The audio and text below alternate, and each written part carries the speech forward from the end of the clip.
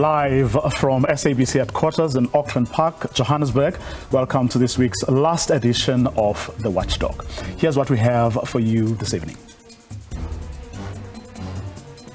Against all odds, a school from one of the poorest townships gets a 100% pass rate for the third consecutive time. We speak to the principal, Mlungisi Nopote, as we continue to celebrate those who have made the matric pass rate improvement possible. At 80.1% pass rate, so where to now for the matric class of 2022? My panel looks at some of the career choices those who have passed will have to make in a world that has become so uncertain and nothing is given. The Watchdog starts now.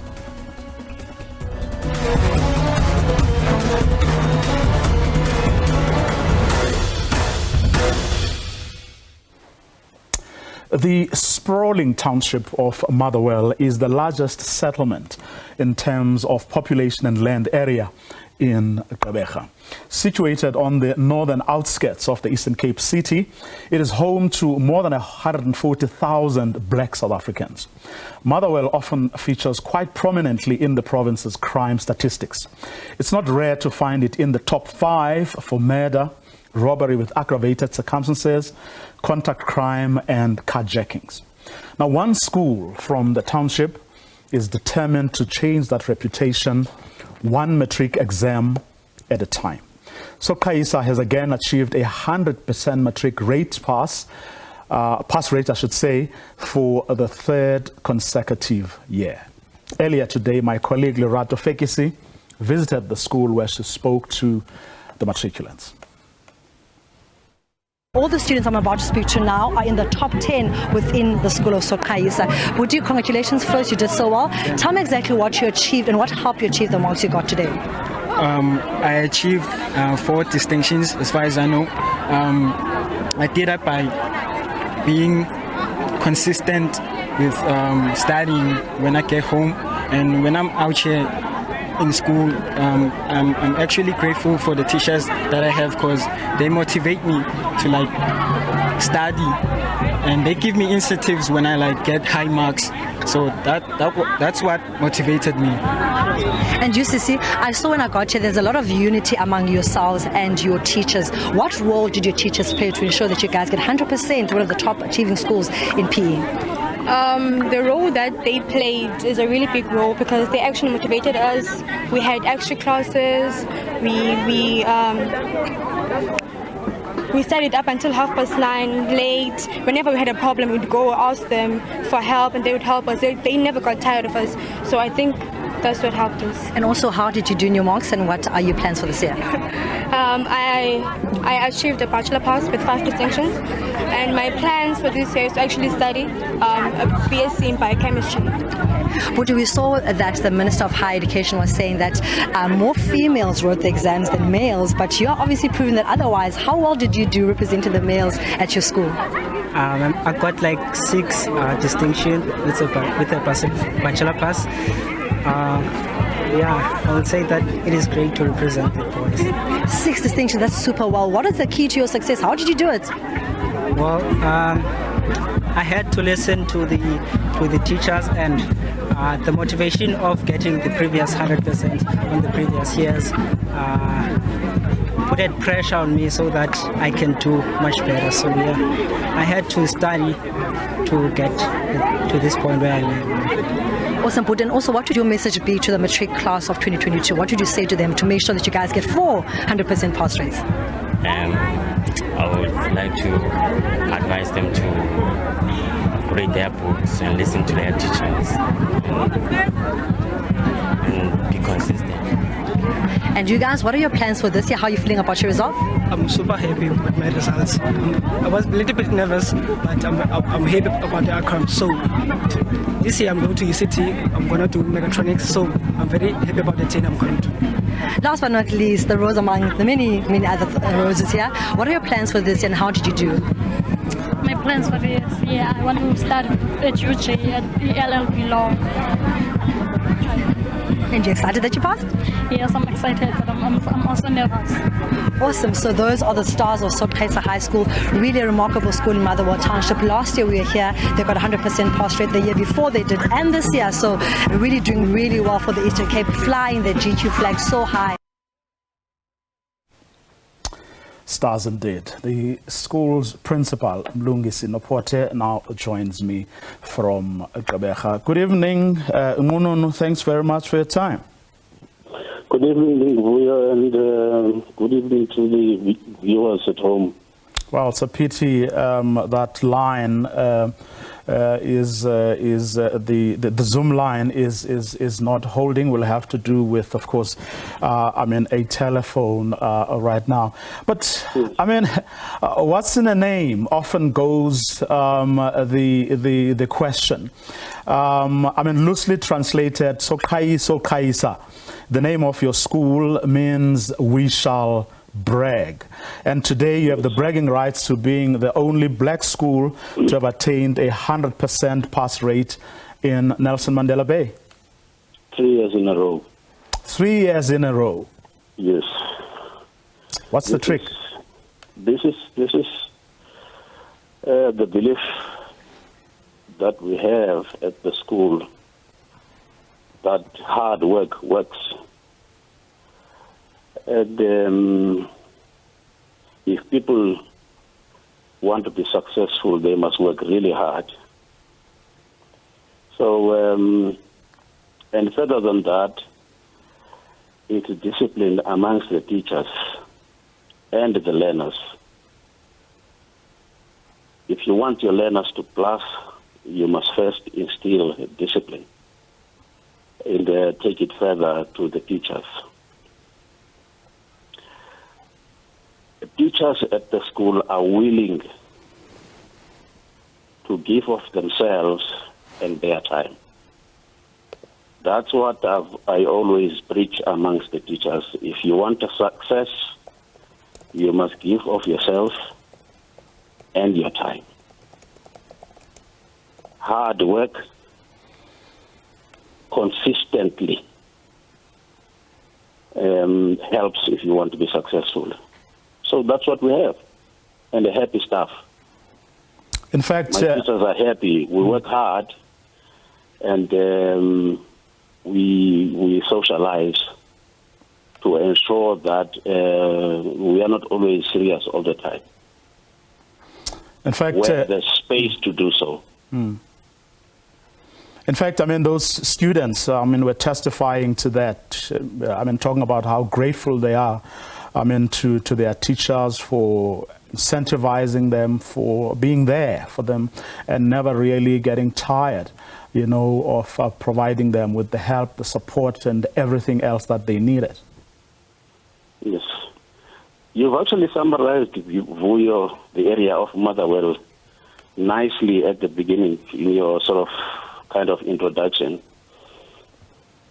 And therefore, it's one of the reasons why we have extra classes at the school, so as to sort of cover a lot of ground whilst the kids are at school, because we know the challenges that they would come across when at home.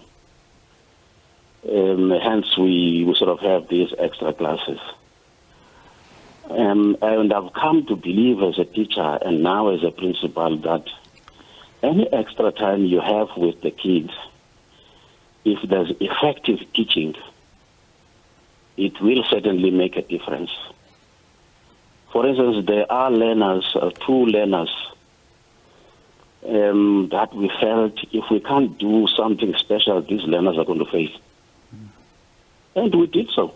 We planned and did something very special for those learners. One of them failed in March, failed in June, passed in September, and then passed at the end of the year. It's because something special was done with regard to those particular two learners. Things like having pre-final exams for the two learners, and such that when they write the actual final exam that comes from the DBE, they are now ready, and it's proof that worked, because they now have bachelors, when at some point during the year they failed. It's quite incredible. I mean, you had, 167 pupils set for the exams in your school, all passed, of course. And not only that, 161 bachelors and 6 diploma passes. That's incredible. Yes, it is. It's because of the hard work of the teachers. And in fact, I must not forget the parents, because every time we have a plan and a program in mind, we will sort of touch base with the parents and we establish some kind of understanding and agreement. Because remember, if you are going to knock off at 9:30, something must happen. Someone must pick the kids up. And our parents, I must thank them. You know, they would park there with cars, those that are close to the school. They would come to pick the kids up as sort of families. And we never had problems, because there's a clear understanding between us and the parents. It comes from the fact that we know in our situation, when children are at school, it's not only them that you're looking at. You're looking at a family that's behind those children.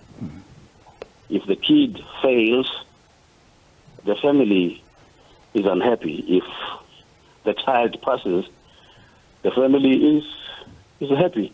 And that child is going to make a difference in the family.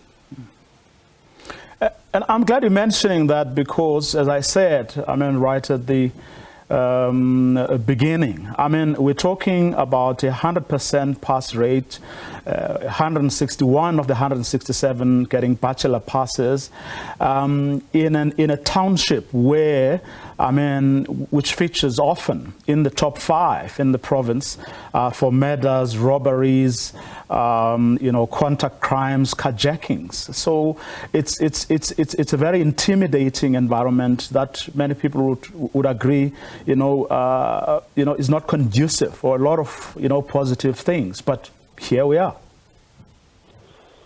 What I've realized, Vuyo, is that people in our communities, if they sort of see and find out that you respect what you do and you're serious about it, are willing to support you, and they show respect to the institution.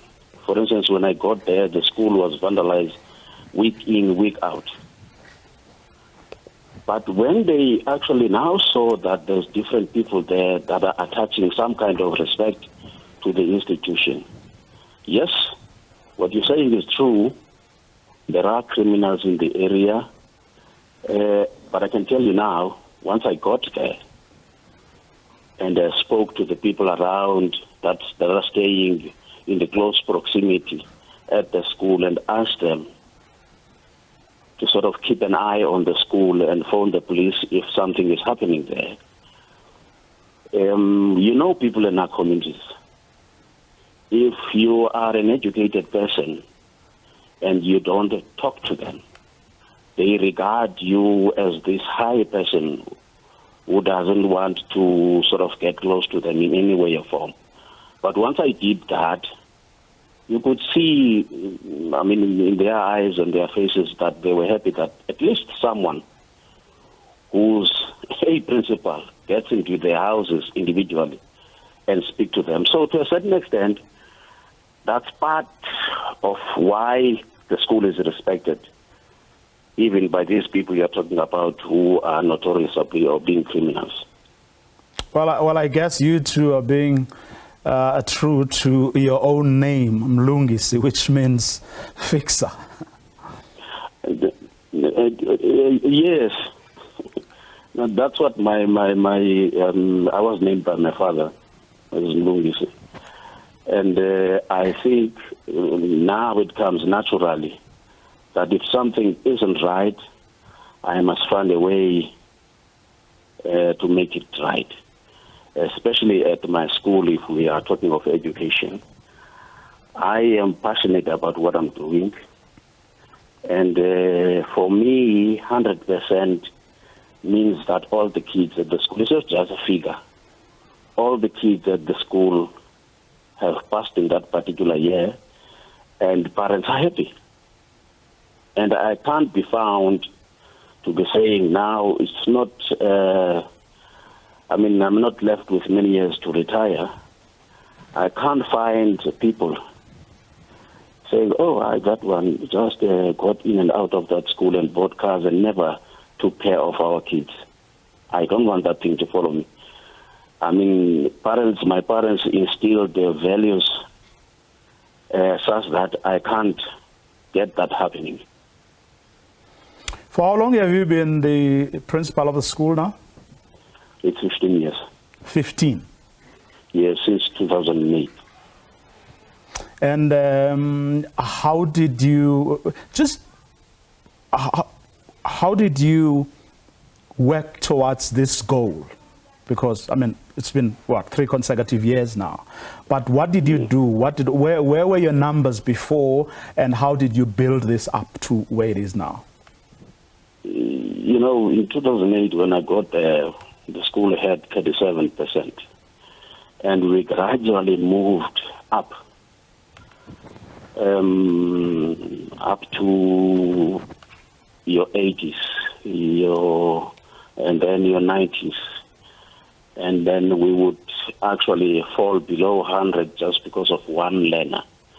And when that continued for about 2 years, I made a decision that we must do something every time we see that one learner. We must do something about it.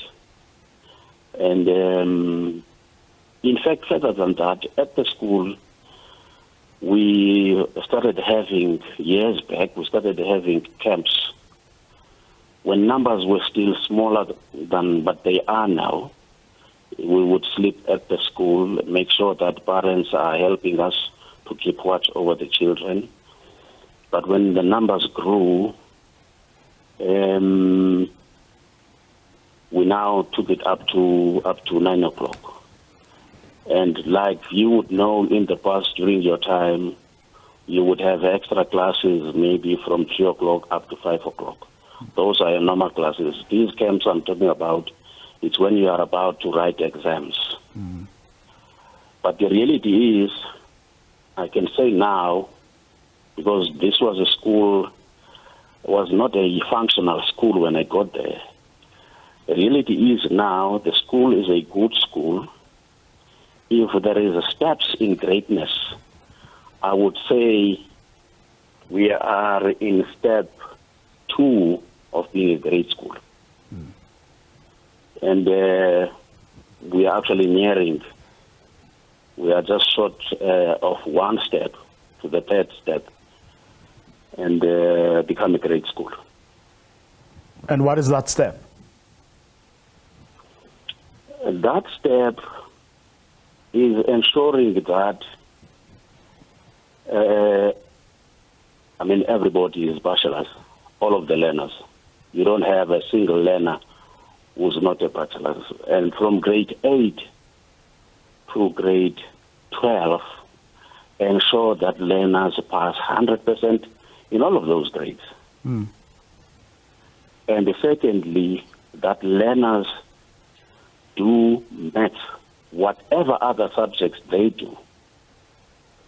For instance, at our school, if I can just quickly say that, at our school we have got learners that do history, tourism, and geography, but they will also do maths.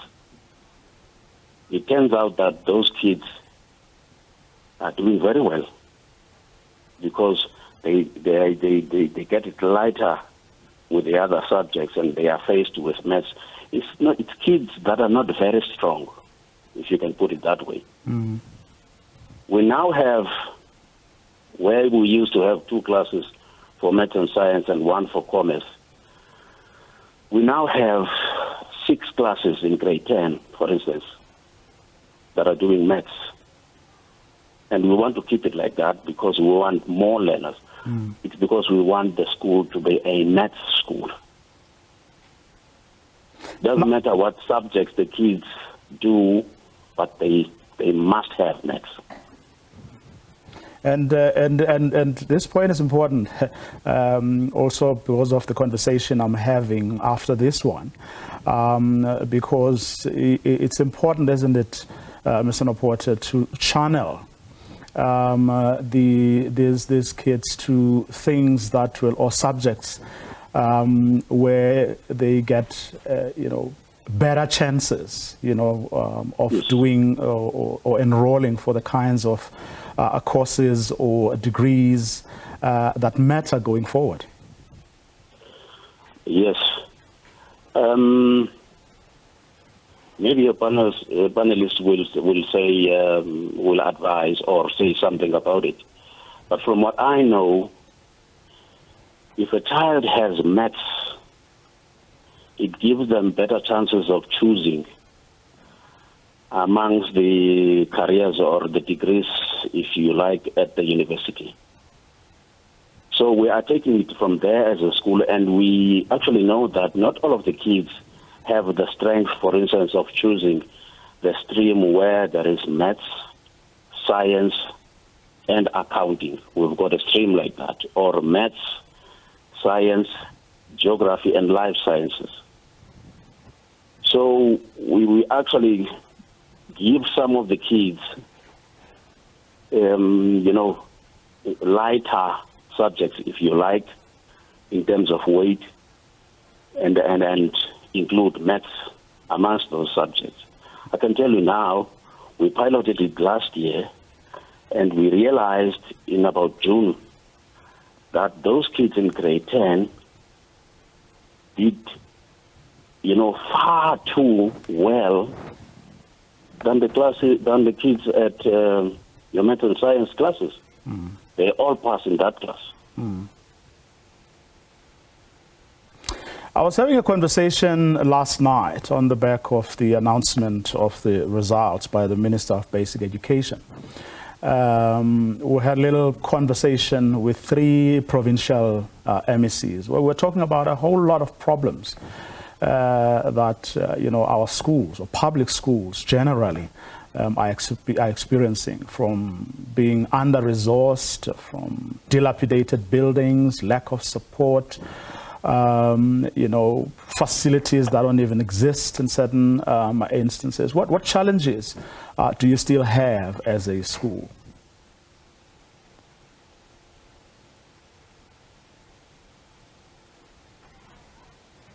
Okay, it looks like we have lost Mr. Noporter there. Well, that school doing really well. Township school, one of the, perhaps the biggest township in Nelson Mandela Bay. 167 learners wrote the exams. Hello. All of them passed, and 161 of them are getting bachelor passes. Mr. Noporter, are you still there? I'm here. Okay, just last question I was asking was, I'm not to assume that you are well-resourced. I mean, you're a public school, after all, in a sprawling township where poverty levels are very high. What are your needs?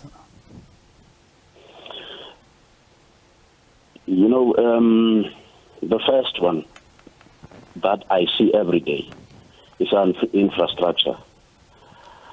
We certainly need something to be done about our buildings, because they have been there for years, and what we're getting from the department isn't enough to sort of maintain our buildings. And, literally everything is gradually falling apart. So if we can get assistance in that regard, then we would be fine. And we could get more teachers. I know there's regulations by the department in terms of how many teachers you get and so on. They are post-establishment. But the reality is sometimes it doesn't work in our favor at our schools, especially the Black African schools, because you can't employ teachers in a no-fee school. So that's another area. And a school isn't a school where it's if kids can't play sport. Our kids do play sport, but we have to go out of the school to practice somewhere else because we don't have fields. So those are, for now, the three areas where I think it would be good for us if we can get assistance. Mr. Nopotse, thank you very much for your time. Thank you for you. Best of luck in the new year. May you do it again. We will, certainly. Lumisi Nopotse, the principal of Sakhisizwe Senior Secondary School in Gqeberha. 100% pass rate. 167 learners wrote the exam, all passed obviously, and 161 of those 167 got bachelor passes. Congratulations to them. And may we have more schools, especially in the townships, in the rural areas, who achieve this feat. After the break, career decisions the matric class of 2022 will have to make.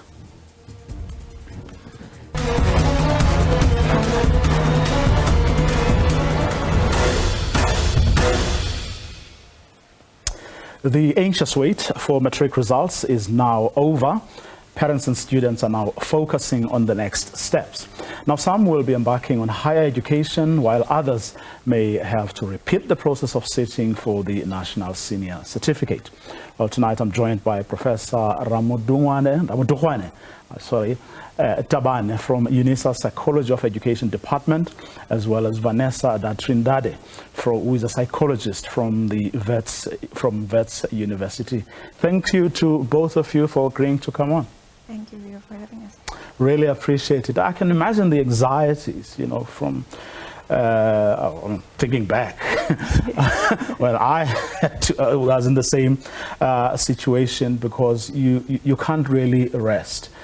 Only when you get those results do you really think a lot clearer. Definitely. About what you're going to do, even though throughout the year you may have sent those applications and thinking you made up your mind about what you need to do. I mean, there's a new reality once you get those results, isn't it? Definitely so. I think it's really anxiety provoking. And even once you do receive, then the actual reality of, is this the right decision for me? Is this the right career? Am I happy? Yeah, so those are certainly the realities. There's also the reality, of course, of, you may not get what you wanted. Definitely.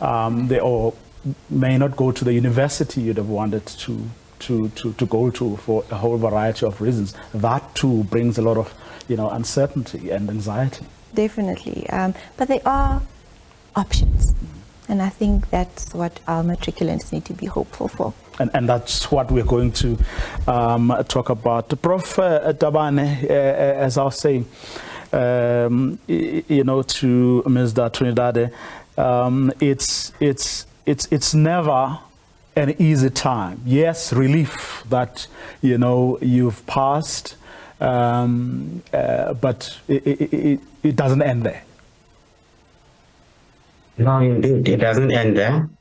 We are now entering the young adulthood, where decisions now mainly are going to be relying on me. We know that there's expectations, and the competition might be a bit heightened now, because now you are almost on your last lap in terms of your schooling or being inside a school an environment. So it's not as easy as that.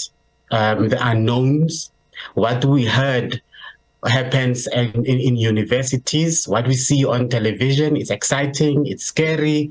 So the anxiety now is on a different level.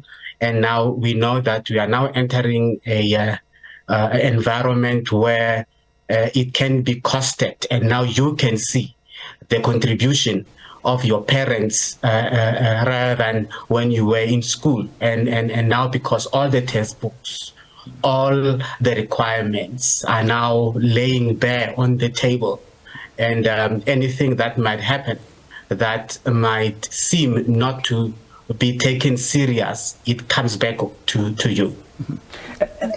And not only that, speaking of Prof is talking about, the role of parents and the situation that this matriculant may have been accustomed to, where the parents were here, and you know, some of them would now have to leave home, you know, and be independent, you know, and while they may have experienced some of the social and other challenges, this time around they are going to be entirely on their own, and in come or will come the temptations, you know.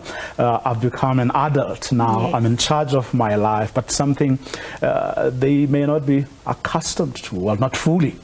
Definitely, and I think some of the common challenges that we do see or observe are adjustment issues for first-year students at an institution, even at a college level. And there are services like the Counseling Career Development Unit who provide then support for the students that are there as well. I'm sure Prof is nodding, so I'm sure. And Prof, I mean, are these mechanisms that universities, you know, put in place? Actually, do they cover all these aspects of this new student's life and psychology, but adjusting to a new environment? But I mean, having to be, I mean, no one is really holding your hand, or perhaps, or certainly not in the way that your high school teachers did. You know, is that adequately covered across our universities? One of the functions, or the main function of orientation during that week or 2 weeks prior, was to do exactly that. You get the house committees, if it's a residential university, that will take you through into what to expect, what is life at the university. But it's almost like micro oven. It's quick. You have to get what you need, and then from there on you are let go. That's why at that week it's very important for you to start to make connections and network with fellow new first years that you can relate to. But they keep them occupied enough for them to start to learn to rely on one another, to communicate with one another on their difficulties.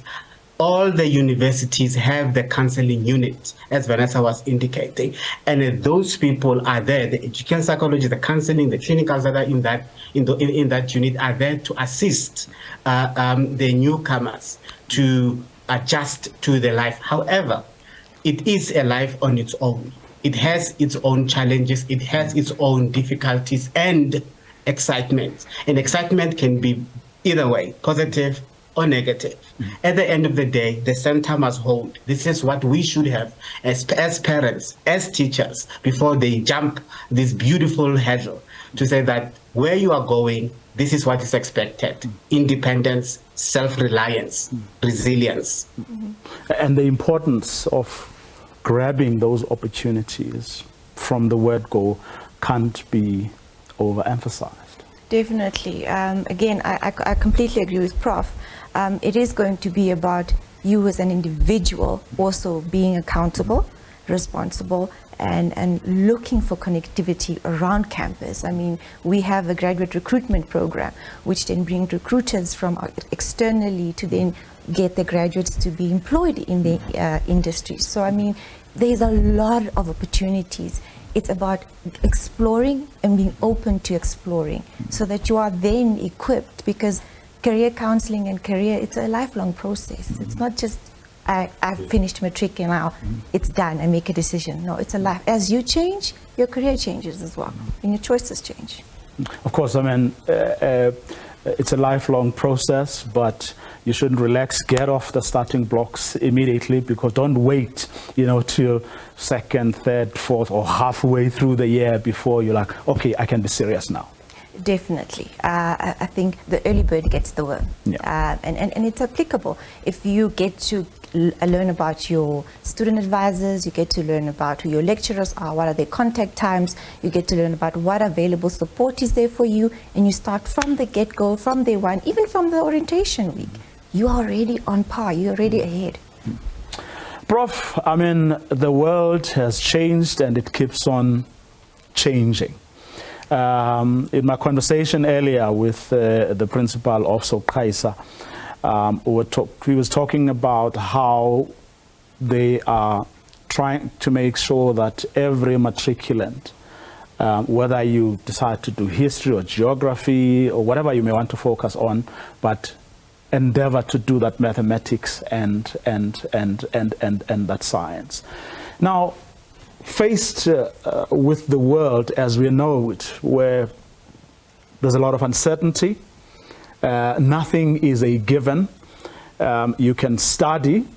I mean, how many we have unemployed graduates? Definitely. And these are not people who have studied, you know, languages, you know, or biblical studies. You know, we're talking about people who have graduated in the subjects they had been told for years that are the subjects that matter, but they're sitting at home. It's true. I think the key is what you said, for years. You see, right now, the world of work has changed drastically. COVID has taught us that what we thought was a comfort, what we thought was given, is not given.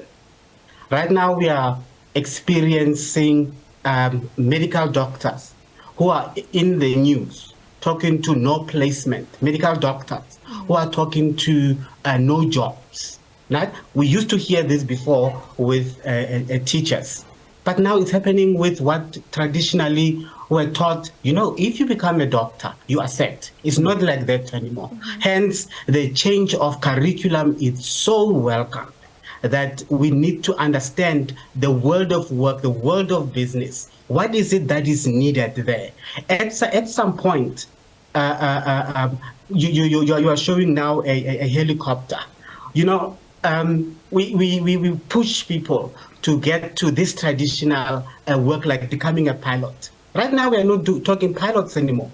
We're talking drones, people who are flying drones, not pilots.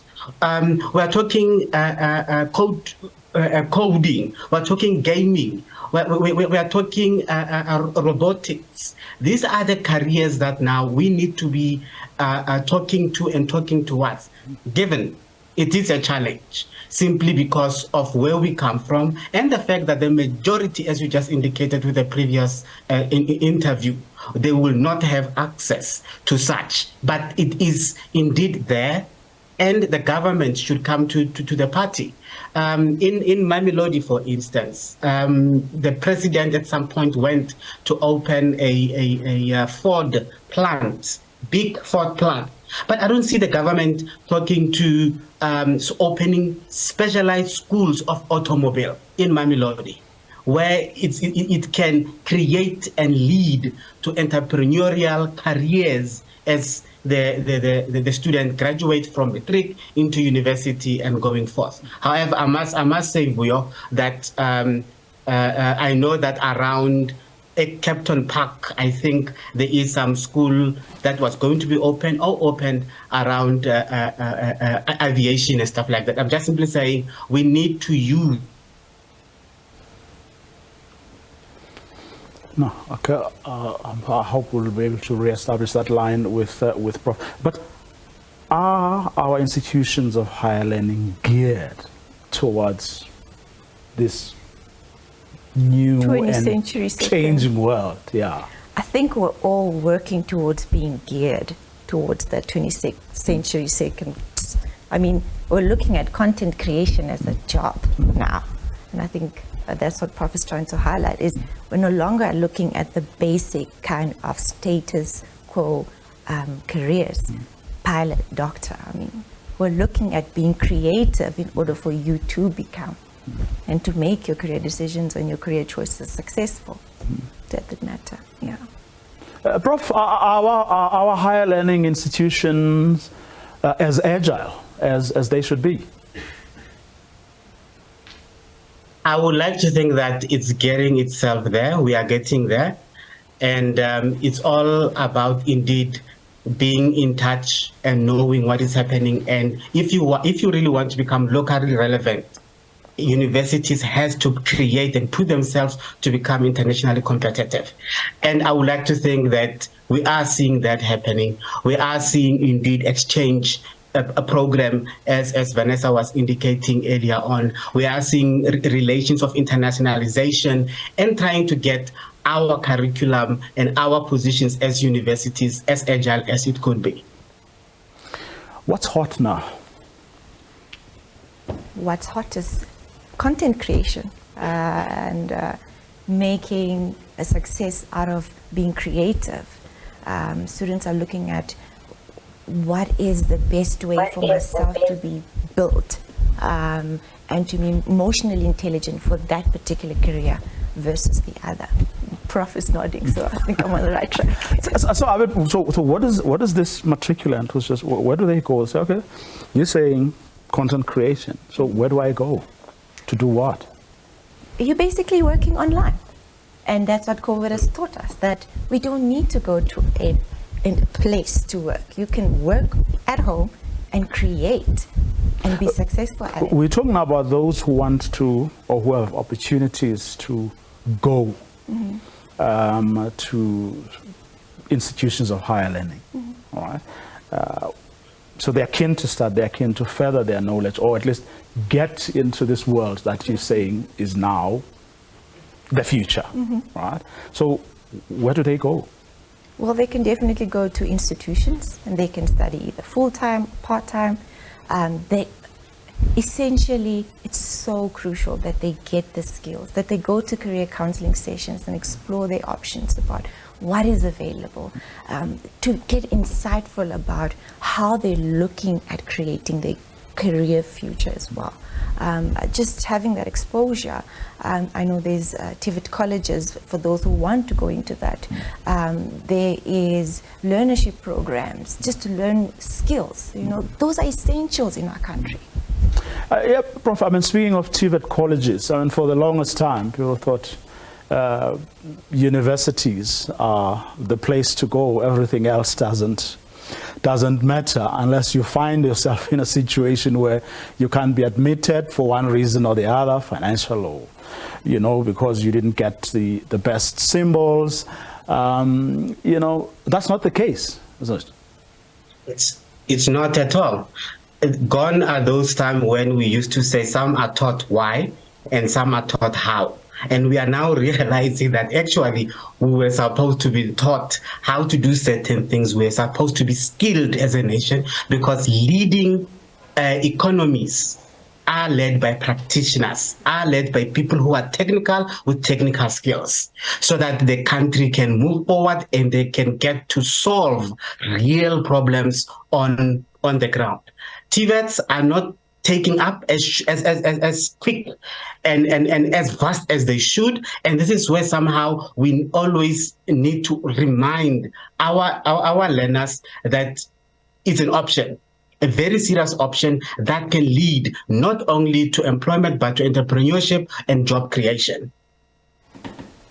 Now, are we putting money, or the nation's money, where mouths are? People like you who are in the know, is there a sense that the system takes into account, you know, these changes? In other words, where you've identified a need, or you're saying to, you know, new people who have just matriculated, these are the options. Are those institutions resourced to actually, you know, absorb those people and then do what is necessary? Some institutions, I think, are working towards being equipped with resources. I think it's a work in progress because the need is different now. So, yeah. But, Prof, I mean, are we in ours? Are these, I mean, look, there's never enough money, we're all aware, but from where you sit, have efforts been made to actually resource, especially, you know, those areas of our tertiary education that were perhaps previously frowned upon, but which we all now agree are unnecessary and need to be adequately resourced. Is that in fact happening? A bit, indeed, we are getting there. I just indicated an element of focusing on the specialization of certain careers and certain curriculum in different universities. The fact that we are now having 2 universities that were added, and they are specifically focusing on particular curriculum and particular angle. The TVETs, unfortunately, they were not as funded as they should have when we took over, or when the new government took over, because of now they needed to service the vast majority. If you look pre-1994, indeed, the TVET colleges, as they were serving the little that they were focusing on specific trade and specific skills. Then the majority came, those resources became totally under-resourced. And then that was the problem. The other thing was the qualifications of those lecturers or facilitators in those TVET colleges. Hence, at UNISA now, we have a program of incapacitating the TVET educators, and we've enrolled them in masters and PhD so that they can understand the urgency of their qualification in bringing forth and developing the country. So steady, little, steady, we are getting there. Of course, I mean, whatever may be the demands, the present and the future, we still have to keep a steady flow of certain things. We still need those doctors. Even though some of them may be unemployed today, we're still going to need them tomorrow. And scientists of one form or the other, and others, the people who are doing all the traditional, sort of areas of study. We do. They form part of an essential group of our careers and our population. We do. And it would be insightful and really grateful for them to be employed. But not just them, but all graduates. First-year students to be excited about graduating and knowing there's so many options after I graduate to still equip myself in a career position. And I think that's essential for our country. Of course, Prof, we still have people who didn't do well in the exams, who will have to go back, or some who may not have done as well as they would have wanted to, who will still need to improve their results and so on. I know the system caters for them, but I don't know how whether there have been any studies as to whether what is being, the provisions that are there currently actually or adequately meet the needs of that group of people.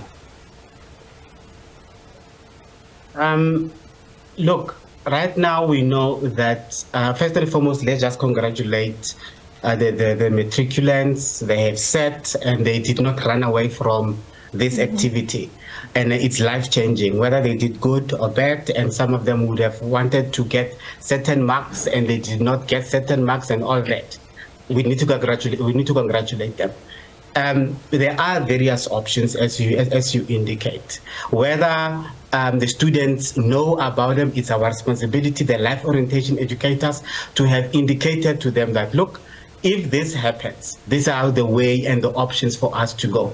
It's very unfortunate that in most instances, especially like the school that you had, the learners will only come at this last moment, where the life orientation educators were not equipped enough to catch the imagination of our learners to say there are options that you can think of should the dice roll in or lie in any other way, which is very much unfortunate.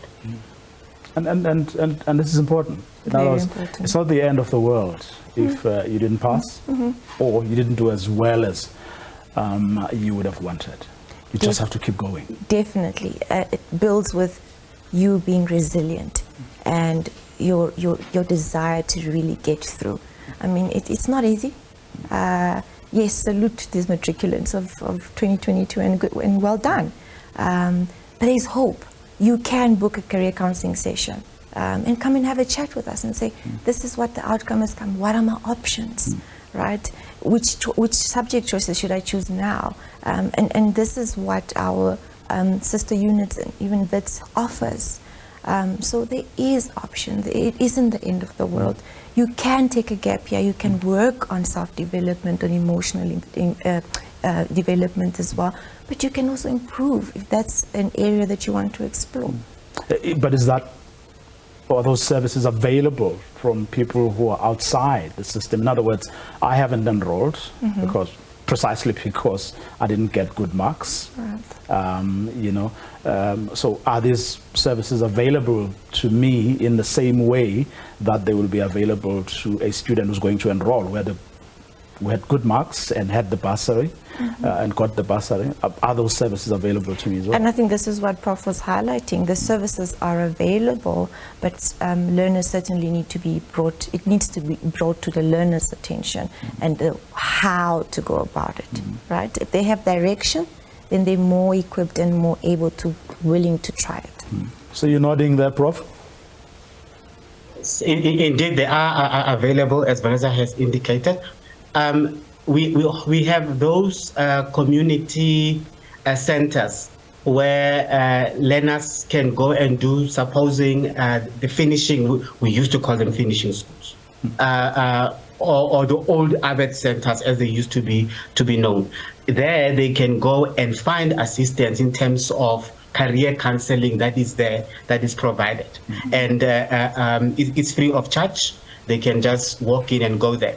For instance, at UNISA, we do have a clinic, a psychology clinic, where they can come in, people from outside, and other universities do have that as well. And they can just, they don't have to be students, walk in and simply say, this is my situation, I need assistance. And they will assess, oh, yours is career counseling, so let's assign you, and then they will help them. So they are available. And the importance also of parental community support as well. In other words, yes, it's great. We should all be congratulating those who have done well, but we shouldn't forget those who haven't. And we should be supporting them, making them aware of these services and facilities, and actually supporting them and encouraging them to make use of them. Definitely. Parental support, community support. I mean, this is South Africa. We are the Ubuntu country.